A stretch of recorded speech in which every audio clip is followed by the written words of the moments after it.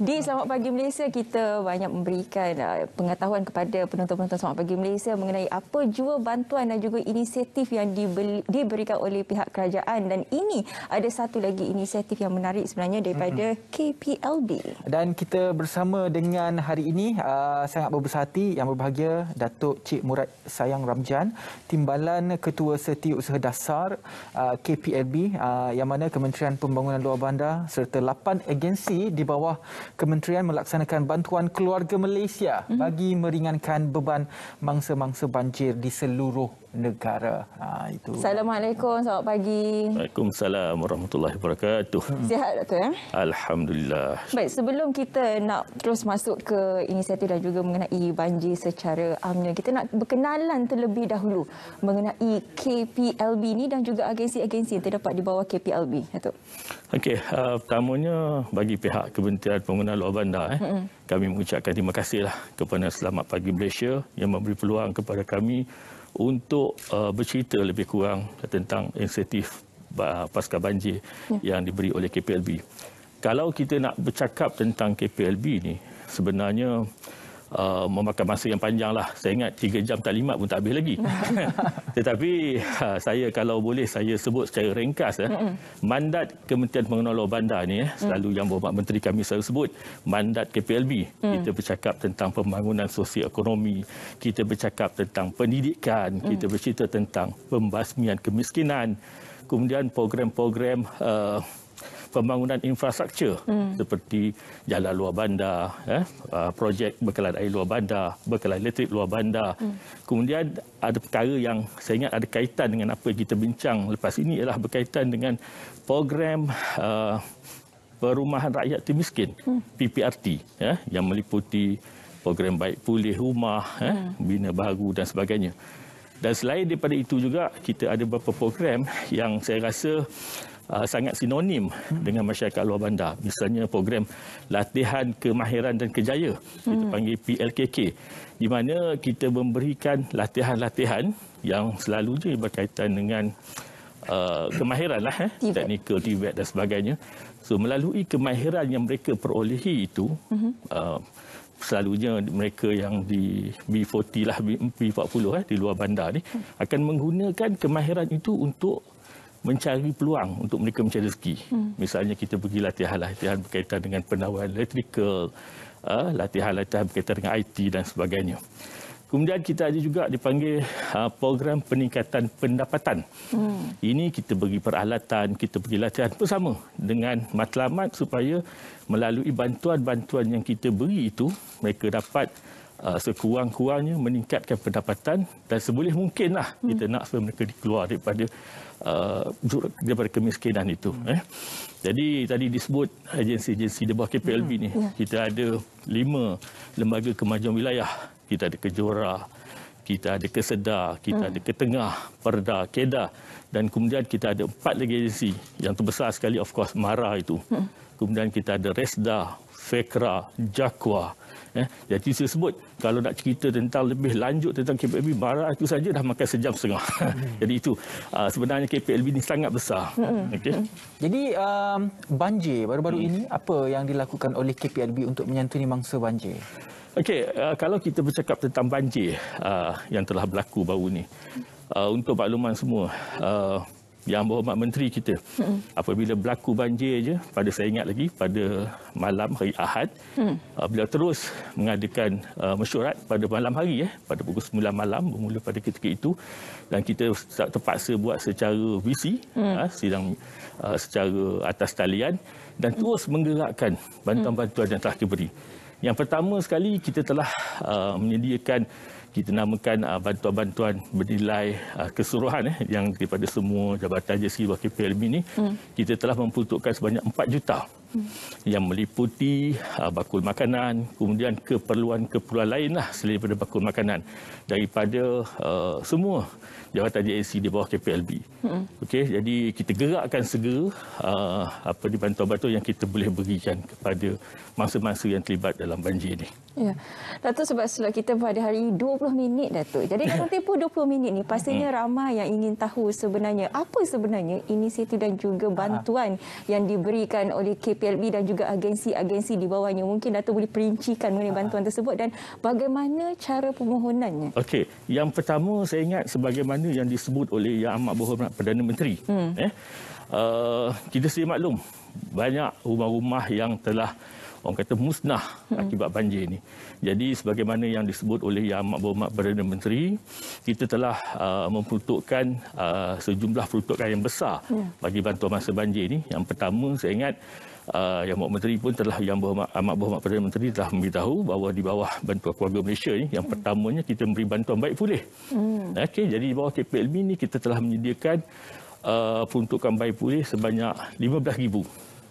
Dan itu juga bergantung nantilah kepada kerosakan-kerosakan yang berlaku pada rumah-rumah mangsa. Dan kemudian kita juga akan menyediakan peruntukan bina baru yang berjumlah RM56,000. Okey, itu untuk Semenanjung, dan kemudian kalau di Sabah dan Sarawak tu lebih besar sikitlah, RM68,000. Jadi ini antara bantuan-bantuan yang kita akan beri di bawah inisiatif KPLB untuk masa-masa banjir.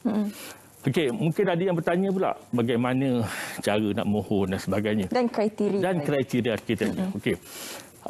Untuk membuat penyerasan supaya kita tak nak berlakunya pertindahan, kita nak supaya semuanya orang kata berjalan secara teratur dan sebagainya. Apa yang kita buat ialah Ketua Isi Rumah akan pergi kepada PKOB, Pusat Kawalan Operasi Banjir Daerah, dan kemudian mereka adalah borang-borang yang perlu mereka isi dan sebagainya. Dan kemudian maklumat-maklumat itu akan dikumpulkan oleh ICU sebagai unit penyelesaian pelaksanaan. Dan kemudian maklumat-maklumat itu akan diberikan kepada sama ada KPLB ataupun kerajaan negeri. Di mana peruntukan-peruntukan juga selain daripada persekutuan ini, kerajaan negeri juga akan menyediakan peruntukan-peruntukan yang telah diberikan ini. Okay? Jadi untuk Kementerian Pembangunan Luar Bandar juga, saya ingat hari Sabtu baru ni, Yang Berhormat Menteri juga telah mengarahkan dan satu kenyataan media telah dikeluarkan di mana Yang Berhormat Menteri telah minta supaya pusat sehenti semakan kelayakan bantuan rumah pasca banjir diadakan yang pertama ni kita mulakan dulu di Tadika Kemas Bukit Canggang, Bantin, bermula pada 11 hari bulan hari ini sehingga 13 bermula jam 10 pagi hingga 5 petang. Jadi apa yang kita buat ini, tujuan yang kita buat seperti ini ialah untuk mempercepatkan proses itu. Jadi Yang Berhormat Menteri kata kita gerakkan kemas, tadika-tadika kemas yang kita kebanyakannya banyak tadika-tadika kemas yang berada di kawasan-kawasan yang akibatkan banjir ini, yang kita telah bersihkan sebagainya, kita boleh jadikan sebagai one stop center yang mana Ketua Isi Rumah ini boleh datang memberikan maklumat-maklumat dan kita akan selaraskan dengan PKOB. Jadi bagaimana pula dengan kerja-kerja kesukarelawan yang dilakukan oleh KPLB? Dari segi kesukarelawan, saya suka memaklumkan, alhamdulillah, saya sendiri terlibat secara langsung untuk kerja kesukarelawan di bawah KPLB ini. Dan untuk makluman semua, sambutannya orang kata pun, saya katakanlah sangat menggalakkan. Dan kadang-kadang saya pun fikir macam terkejut juga sambutan yang diberi itu. Misalnya sewaktu kita mengadakan program keluarga kampung angkat, ini selaras dengan tanggungjawab yang diberi oleh Yang Amat Berhormat Perdana Menteri kepada KSN. Kita wujudkan satu jatuhkuasa pasca banjir dan sebagainya, yang mana JPA telah menetapkan bahawa kementerian-kementerian diberi kampung angkat. Jadi untuk KPLB ini kami telah diberi 2 tempat. Yang pertama di Kampung Bukit Canggang di Kuala Langat, Banting Selangor, dan yang kedua di Kampung Karak Setia di Bentong Pahang. Jadi untuk makluman, sewaktu di Bukit Canggang itu saja kita ada lebih kurang 700 sukarelawan yang telah pergi. Datangnya daripada MAHRA, daripada RESDA, daripada KEDA, Lembaga Pekerja Belayar, yang lain daripada luar Kuala Lumpur. Dan yang paling menarik ini juga ialah mereka ini datang dengan kelengkapan-kelengkapan yang orang kata seolah-olah macam askar nak turun berperang lah. Dengan water jetnya, dengan kelengkapan yang cukup. Ada yang bawa water jetnya dengan isi diesel kita bimbang kalau tiada bekalan elektrik dan sebagainya. Kita ada bantuan water jet yang isi petrol, diesel dan sebagainya. Maksudnya persediaan itu dah dibuat dengan sebaiknya dengan 700 orang. Dan kemudian kalau kita bercakap di Kampung Karak Setia keadaannya lebih ekstrim pada saya. Kemudian kalau kita lihat lumpur saja sampai paras lutut, kita nak masuk rumah tu kita terpaksa skop keluar lumpur daripada dalam rumah. Dan satu rumah itu saya ingat kita memerlukan lebih kurang 30 atau 40 usaha sukarelawan. Untuk keluarkan dulu hari pertama tu keluarkan lumpur dulu jadi kan. Kemudian kita tak keluar. Tengok kalau kita tengok di TV sana tu kan kita tengok macam mana lumpur nak dikeluarkan. Ini di mana ni? Ini saat saya ini di Kampung Canggang kata saya ni. Ni so kita ada giat marah. KPLB. Tu sahabat KPLB. Yang menarik juga kekuatan di KPLB ni pada saya ialah kita selain daripada kita ada agensi yang 109 agensi tadi dan kemudian kita ada juga orang kata pelajar-pelajar yang mempunyai kemahiran TVET. Misalnya pendawaian, dari segi barang-barang elektronik. Apa yang kita buat ialah mereka ni yang sukarelawan ni selain daripada membantu orang kata keluarkan seluruh, angkat barang, basuh, pinggan mangkuk dan sebagainya, ada juga mereka yang khas kita minta supaya memeriksa bekalan-bekalan orang kata wiring, pendawaian. Kita lihat sama ada maklumlah bila dah terendam dalam air dan sebagainya. Dan kemudian ada juga pelajar-pelajar kita yang datang khusus mereka cek barang-barang elektrik seperti ais, kemudian washing machine, mesin basuh dan sebagainya untuk pastikan bahawa barang-barang ini ada yang boleh digunakan sebenarnya. Tak perlu dibuang pun. Kadang-kadang hanya perlu dibuka, diganti beberapa komponen dan kemudian perlu dikeringkan. Dan kemahiran ini mungkinlah orang kampung yang mana yang terlibat mungkin dia tidak ada kemahiran itu. Tapi bagi mereka yang telah dilatih dalam bidang ini, maka mereka gunakan kemahiran itu untuk membantu penduduk-penduduk kampung yang terjejas. Macam itulah kalau kita boleh nampak di media sosial KPLB, kita boleh tengok pelajar-pelajar marah, memperbaiki kereta-kereta yang besar. GMI juga turun untuk membantu bahagian elektrik, elektronik, semua itu semuanya daripada KPLB. Jadi kita daripada Polis Kedah, daripada MARA, Giat MARA, daripada Perdatek, sebagainya. Kita faham KPLB ini memang besar dengan agensi-agensi di bawahnya juga besar dan juga cukup kukuh. Tapi macam sekarang ni negeri-negeri yang terlibat dengan banjir seperti di Sabah dan juga di Johor. Jadi bagaimana sebenarnya KPLB mengkoordinasi semua agensi-agensi ini untuk bergerak ke kawasan-kawasan selain daripada kawasan tumpuan. Macam kalau 2-3 minggu lepas kita memang berikan tumpuan di sini di bahagian Selangor, Kuala Lumpur dan juga Pahang. Bagaimana dengan negeri lain? Okey, sebagaimana saya sebut di awal tadi, kita KPLB ni alhamdulillah kita punya agensi besar. Okey, kalau kita lihat ada agensi-agensi tertentu yang kita ada di mana-mana. Sebagai contoh KEMAS. Memang boleh katakan setiap negeri kita ada KEMAS, kita ada di daerah kita ada. Kemudian MARA juga kita ada. Dan kalau negeri-negeri yang tidak mempunyai lembaga kemajuan wilayah, sebab lembaga kemajuan wilayah ni tidak semua tempat ada lah. Yang tak ada tu kita ada pula dipanggil pengarah KPLB negeri. Yang mana kita boleh selaraskan juga dengan agensi-agensi bawah kita. Sebagaimana saya sebut tadi, MARA, kemudian KEMAS, kemudian kita ada RESDA, kita ada FEKRA. Jadi agensi-agensi ini semua mereka memang sentiasa orang kata diberi orang kata kesedaran atau peringatan di peringkat kementerian. Kita ada jawatankuasa yang kita bentuk, yang kita boleh orang kata gerakkan pada bila-bila masa saja. Ini yang kekuatan yang kita ada lah di KPLB ini. Dari segi peruntukan pula bagaimana di bawah KPLB dan juga cara KPLB memperuntukkan untuk setiap mangsa banjir ataupun event yang berlaku itu. Okey, dari segi peruntukan macam saya sebut di awal tadi, yang pertama hari itu apabila berlaku terus kita terus letakkan 4 juta tadi saya kata. Setiap agensi lebih kurang kita sediakan 500,000 untuk menyediakan bakul makanan dan juga keperluan-keperluan lain lah selain peruntukan. Ada yang minta kadang-kadang diorang nak minta bros gigi, nak minta pampers, nak minta bagai itu pun kita sediakan. Dan kemudian kita juga telah diperuntukkan sebanyak 50 juta. Ini adalah kerja-kerja untuk pembaikan macam berlakunya macam contoh di Balai Raya ke TT, jabatan-jabatan kecil dan sebagainya. Projek-projek dipanggil amenity sosial lah untuk membantu di kampung-kampung. 50 juta itu dah diperuntukkan. Jadi saya percayalah kalau kita dapat maklumat-maklumat nanti daripada semua pusat kawalan operasi banjir dan data-data kita, kemungkinannya saya jangkakan mungkin jumlah itu akan besar. Dan kita lihatlah apakah nanti keputusan dibuat oleh kerajaan, Yang Amat Menteri dan saya percaya kita seboleh mungkin di atas nama keluarga Malaysia kita akan cuba membantu semua mangsa-mangsa yang terjejas. Sebab Yang Berhormat Menteri, Yang Berhormat Timbalan Menteri juga di kawasan beliau sendiri dilipis dan kami sendiri, saya sendiri, KSU, ketua-ketua pengarah semua boleh kata kami telah turun sendiri ke Padang. Kami lihat sendiri bagaimana orang kata apa kesusahan yang telah dialami oleh keluarga Malaysia yang terlibat dengan banjir ini. Jadi oleh kerana itu bila kita lihat sendiri kita tahu bagaimana kita perlu bergerak pantas untuk bantu mangsa-mangsa yang terlibat dalam banjir baru-baru ini. Bila turun padang baru kita tahu sebenarnya apa keperluan ketika itu. Mungkin kadang-kadang kita terlepas pandang apa 2-3 perkara. Tadi kita bercakap mengenai koordinasi di antara KPLB dan juga agensi-agensi di bawahnya. Bagaimana pula kerjasama rentas kementerian ini? Sebab kalau kita boleh lihat pastinya ada infrastruktur di luar bandar yang juga terjejas. Mungkin kerjasama dengan pihak Kementerian Kerja Raya atau bagaimana? Sememangnya kita tidak boleh bergerak secara silo. Okey.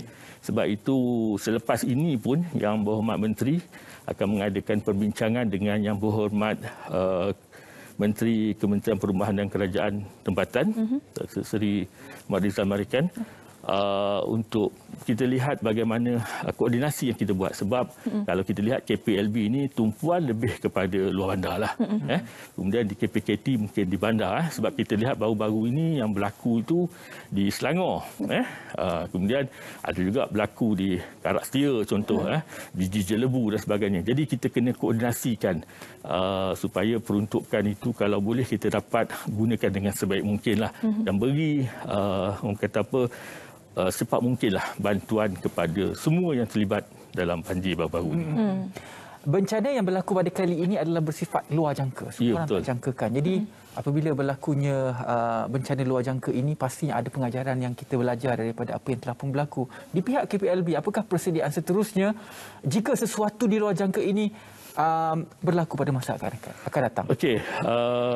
Tiap-tiap orang kata saya ingat kalau kita ingat dulu kita ingat dulu pada tahun saya 2014 ketika banjir besar itu juga di Kuala Kerai di Kuala Kerai saya ada pengalaman pada ketika itu sewaktu saya bertugas di Kementerian Dalam Negeri pada ketika itu memang di luar jangka kita pun tak sangka sampai begitu orang kata apa teruk dan dahsyatnya dan begitu juga pada hari ini saya rasa kemungkinannya pada ketika ini kita mungkin tumpuan banyak diberi pada Pantai Timur kita tak sangka tiba-tiba di Selangor berlaku sedemikian rupa. Jadi ini banyak mengajar kita dan di KPLB sendiri kita telah maksudnya kita cuba berdapatkan bekerjasama dengan Jabatan Meteorologi dan kita sentiasa alert dengan berita-berita yang diberikan oleh mereka ini dan kita pastikan bahawa setiap agensi kita terutamanya apabila mendapat maklumat ini dan kemudian bulan-bulan yang kita sendiri faham bulan-bulan tertentu yang agak sensitif semua ni kita sentiasa letakkan dalam standby mode lah supaya orang semua bersedia seboleh mungkinlah kita cuba mengelakkanlah kelemahan-kelemahan yang telah berlaku dan kita akui itu berlaku tetapi bagaimanapun kita akan cuba sedaya upaya kita untuk memperbaikilah kelemahan-kelemahan itu dari masa ke semasa. Ini yang kita berikan di berita perdana semalam kita lihat keluhan daripada mereka yang berada di luar bandar mereka mencadangkan supaya adanya sistem siren di kawasan mereka. Jadi tidaklah announce guna hela tak dengar pun kat dalam kadang-kadang kelantang-kelentung masak kat dapur tak tahu punya air dah naik. Jadi macam mana KPLB melihat perkara ini? Cuma saya sendiri sewaktu saya turun ke kampung Karak Setia di daerah Bentong. Bila saya bercakap dengan mangsa-mangsa yang terlibat dalam banjir itu sendiri memang ada siren sebenarnya. Saya lihat segi tempat siren itu diletakkan apa semua. Tetapi dimaklumkan kepada saya pada ketika itu siren pertama dan siren kedua itu jarak masanya terlampau cepat. Sehingga kan mereka pada ketika itu tidak orang kata apa sempat untuk keluar menyelamatkan diri. Jadi apabila antara siren pertama tu diberitahu sepatutnya ada masa sikitlah untuk mereka. Jadi dimaklumkan kepada saya apabila siren pertama ini dimaklumkan sebagaimana yang diceritakan kepada saya lah di kampung Karak Setia itu. Bila siren pertama keluar, mereka dah mesti nak keluar. Kemudian tiba-tiba datang sailing kedua dalam masa yang sangat singkat dan mereka tak sempat mengambil beberapa barang-barang keperluan, hanya sampai sempat capailah apa-apa yang perlu dicapai. Dan apabila mereka nak keluar itu, mereka terpaksa patah balik sebab air telah sampai ke paras tadi, mereka kata. Sangat cepat sebab kebetulan kawasan itu ialah berdekatan dengan sungai dan sebagainya. Jadi mereka terpaksa lari balik ke rumah masing-masing dan ada yang sempat panjat hingga ke bumbung lah. Itu keadaan yang berlaku lah. Jadi itu saya kata, bila kita pergi sendiri, kita bersembang, bercerita dengan, mendengar keluhan, pengalaman mereka, kita tahu bagaimana itu berlaku. Datuk, bercakap mengenai keluhan, saya memang bertanya kepada semua kementerian yang datang untuk pasca banjir ini, bagaimana sebenarnya rakyat boleh memberitahu terus kepada KPLB keluhan mereka? Mungkin di media sosial, Instagram, Twitter, bagaimana? Okey, di KPLB ni kita banyak saluran-saluran misalnya. Macam saya sebut tadi, kita ada agensi-agensi yang begitu rapat juga orang kata apa dengan masyarakat di luar bandar. Yang pertama, di bawah KPLB ni kita juga sebenarnya yang bertanggungjawab kepada JPKK, Jawatankuasa mengenai Keselamatan Kampung. Jadi mereka boleh adukan perkara ini, mungkin boleh bawa bincang perkara ini dengan orang kata apa ketua JPKK yang telah dilantik. Dan kemudian macam saya sebut tadi, kita ada agensi-agensi yang begitu dekat dengan masyarakat di luar bandar, Kemas terutamanya.